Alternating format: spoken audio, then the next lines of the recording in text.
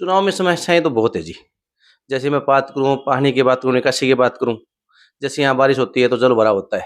आज़ाद नगर है या mill gate है या ऑटो मार्केट है। बात करूँ मैं सेक्टर 13 की बात करूँ, सेक्टर 14 की बात करूँ, जब भी बारिश होती है तो बहुत पानी भरा होता है यहाँ। जब चुनाव होते हैं तो सरकार बड़े वायदे भी करती है सरकार।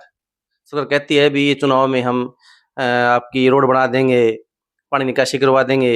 ये बात करूँ सीवरेज की बात करूँ, थोड़ा 2-3 आंगन बारिश होती है तो यहाँ सीवरेज ओवरफ्लो हो जाता है। लोगों को बड़ी भारी समस्या होती है। जब भी कोई नुमाइंदा इनका आता है सरकार की ओर से आता है, चुनाव लड़ता है, तो बड़े-बड़े वादे करता है। मुझे नहीं लगता है वादे पूरे कर पाते हैं ये। पीछे जैसे गौतम सरदाना थे, अच्छे वादे किए उन्होंने। हम भई गलियों के इसके सड़क की बात करें या हम सीवरेज की बात करें, पानी निकासी की बात करें, तो मुझे नहीं लगता सरकार कुछ कर पाई इस मामले में। तो सरकार इससे मैं आपके माध्यम से कहना चाहूँगा, जो भी यहाँ मेयर बनता है, जो वायदे करता है, वो वायदे पूरा करे। जो सरकार को कहता है भी हम ये सरकार का आदमी होके भी कहता है भी हम चुनाव लड़ के भी आपको ये अपना जैसे आवारा पशुओं की बात करूँ मैं, तो आवारा पशु जैसे मिल गेट है, से सब्जी मंडी है, मैं रात को घर जाता हूँ।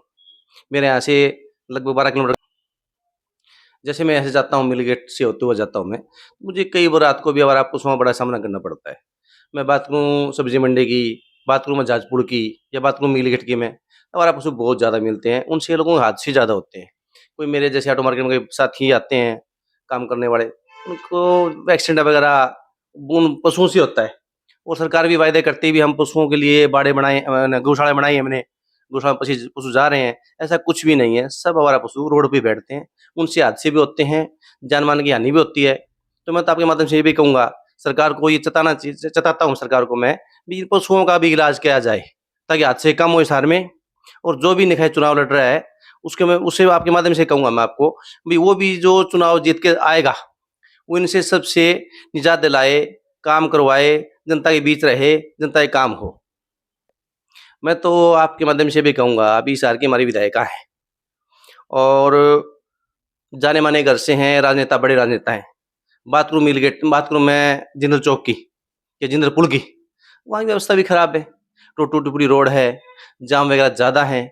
हमें अगर हिसार बस स्टैंड से जिंदल चौक जाना होता है, तो कम से कम आप मान के चलिए कम से कम पौना 1 घंटा लगता है हमें जाने में और इतनी देर में तो आदमी अगरवा से हिसार पहुँच जाता है। तो हिसार ट्रैफिक व्यवस्था भी बहुत मैं तो कहूँ प्रशासन से भी आपके माध्यम से चेताना चाहूँगा सरकार को भी जाम का बड़ा बुरा हाल है। किसी को हादसा हो जाता है तो हिसार बढ़ने में आधा पौना घंटा लग जाता है उनको। बस स्टैंड से टापड़ा चौक की बात करूँ, बस स्टैंड से मैं अजानर की बात करूँ, ट्रैफिक व्यवस्था भी बहुत ज़्यादा हालात ख़राब है इनके भी।